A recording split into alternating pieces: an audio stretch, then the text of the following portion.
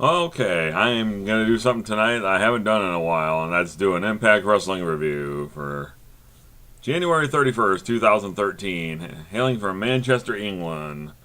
First time they've had open fight night in the UK. And with that, we start off the show with Daniels and Kazarian coming down to the ring in kilts. Yes, kilts. Because they're paying homage to the real warriors of the UK, the Scots. Oh, this is comedy at its finest right here. I tell you what, they pretty much calling the fans there about every name of the book you can think of. But then you get the return of Magnus in his home country, which is good, and he got a very nice pop, which is there's no surprise to that, considering it is in his homeland of England. And then after that, you have a 2-on-1 beatdown on Magnus, and he clears the ring of both Kaz and Daniels. So that sets up our first Open Fight Night challenge. And since he was taken out by Aces and Eights about 3 months ago, he calls the Sergeant at Arms out there. He challenges Devon, the television champion. Well, this match itself wasn't. It was an okay match, but then you got the DQ finish after Doc and Mike Knox interfere. So hopefully they're gonna do more with this. So, but we'll just have to wait and see. All right, then we get the long-awaited wrestling debut of Joseph Park. He's been just going through copious notes, as he said. He brought his notebook to the ring, and he's been studying film and all this and that. You know, this is I really like this Joseph Park character. Yeah, sure, it's a best, but hell, if he's gonna do this alter ego sort of thing, you know, I think it's good. And then he's narrowing down who he's gonna pick. Then you hear the Jersey Shore music. You got Robbie E and Robbie T coming down to the ring. And Robbie E basically, he more or less challenges him. He says, You're just like all these people in the UK. You're a bunch of hamsters. And I think he kind of forgot that Robbie T is from the UK. He's from Wales. So I guess they're kind of teasing more dissension between those two.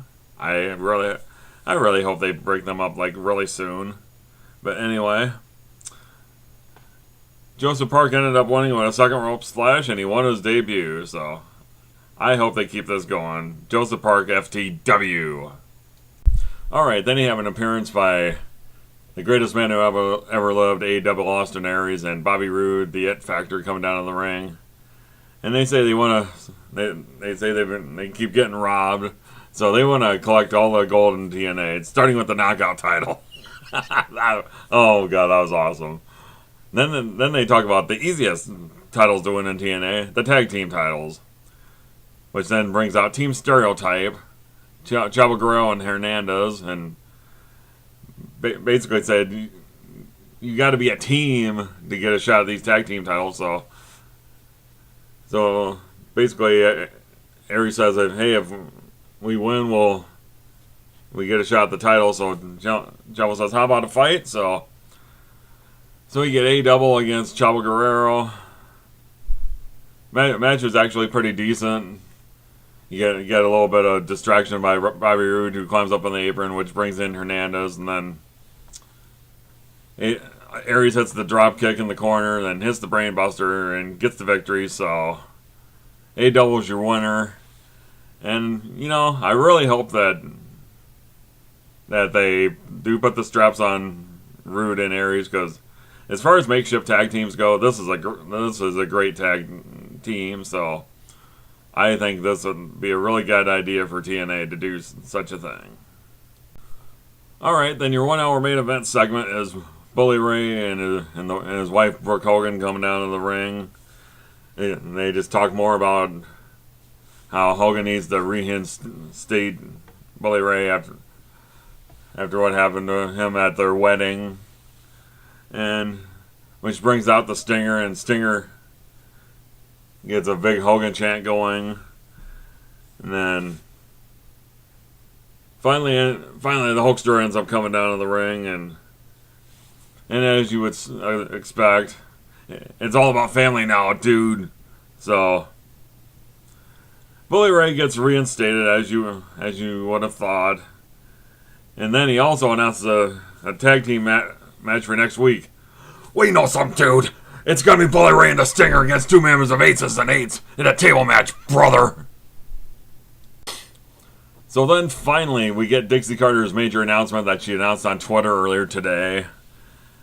And it turns out that Impact Wrestling is going on the road. They're finally getting out of the Impact Zone. Thank God. Okay, next then you got Velvet Sky coming down to the ring with her challenge. And she calls out Tara and Jesse, the 2 reasons why she's not the Knockout Champion. But she doesn't just challenge Tara, she challenges Tara and Jesse, and so we end up getting a mixed tag team match, and her partner is the Cowboy James Storm. Ugh. God, this match wasn't very good. It didn't last very long either, but Velvet Sky got the win on Tara with the In Your Face, and that was the end of that match. But this is more about Cowboy James Storm. Why the hell is he in a mixed tag team match with Velvet Sky? There doesn't seem like Dave Lagana or Bruce Pritchard or whoever the hell's booking him. Doesn't seem like they're just dropping the ball with him. It's like, it seems like after this feud ended with Bobby Roode that it's like, what are they doing with him? It's like, it's almost like they have no direction for him anymore. It's like, I don't understand this. He still ought to be a top contender for the world title, but no. It's just like TNA doesn't know what the hell to do with James Storm, who's been there since day one. I don't get that. I don't get what they're doing with him, so. Alright, then they showed a recap what happened last week to Jeff Hardy at the end of the show when he got attacked by one of the members of Ace and Eights. When the Barney Rubble of professional wrestling, Taz, was trying to talk to him, and basically he just set him up to get the bull hammer in the knee, so. Or whatever the hell kind of a hammer that was. But alright, then you got your main event, which was announced last week. It's a steel cage match between Mr. Anderson, who I guess is with Aces and Eights now. I guess. You know, he's wearing the colors and all, so I guess he is. And taking on Kurt Angle. He had Wes Briscoe outside with him. And earlier on in the show, Samoa Joe was taken out by other members of Aces and Eights, so he was down there to watch his back, so. This was a really good match, I thought. Angle ended up winning by submission with the ankle lock. But so he won the match, so. But the funny part came at the end when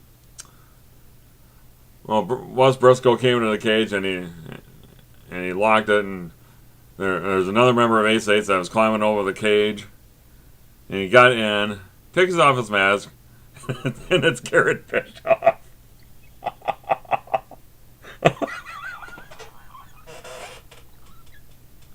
Really? Garrett Bischoff is part of the Aces and Eights? And then Wes Briscoe attacks Kurt Angle from behind. Oh my God. God, as if Aces and Eights couldn't get any worse. God, I mean, seriously, guys. Oh, this is nuts. Oh my God, I just don't understand this. I thought the point of Aces and Eights was to make them more relevant, not have a group with a bunch of has-beens and never-weres. And a couple of young guys that they haven't really shown me a whole lot, especially Garrett Bischoff. He sucks. At least Wes Briscoe is related to Jerry Briscoe, who's a WWE Hall of Famer. But as far as Aces and Eights go, it's like I thought the idea of having a group like this would be to have. There's supposed to be a bunch of badass biker dudes, and they're supposed to be doing bad things, but they're being made to is to look weak, and that's bullshit. That's just something I don't get. All right, as far as my final thoughts on this show, I thought the Kazarian and Daniels stuff was comedy. It's awesome. Then the A Double and Bobby Roode stuff, that's even better. I really hope now that they got a tag team title shot, I hope TNA's got enough sense to put the straps on them. That would be great, because Chavo and Hernandez as tag team champions just isn't doing it for me. Then the Bully Ray and Brooke Hogan stuff with the Hulkster and the Stinger. They got an Ace and Eights in that table match next week. That should be interesting. I personally think Aces and Eights should win, just because it would make them look stronger. I mean, and Lord knows they need it. And then Dixie Carter's announcement that they're finally going to go on the road with Impact tapings, that's awesome. Get out of the fucking Impact zone. And then, as far as what they're doing at James Storm, I sure don't know what the hell they're doing with him. I don't think TNA does either. And then with the steel cage match with Anderson and Angle, where Garrett Bischoff and Wes Briscoe attack him and become the newest members of Aces and Eights. It's like, this to me is turning into the NWO of 2013. It's like, it seems like TNA always has to have some kind of a stable, if you will, whether it be Immortal or the Main Event Mafia or Fortune or whatever. It's just like, it's just there's too many members in this group. And another thing, I thought the mask was supposed to be the almighty important thing to them.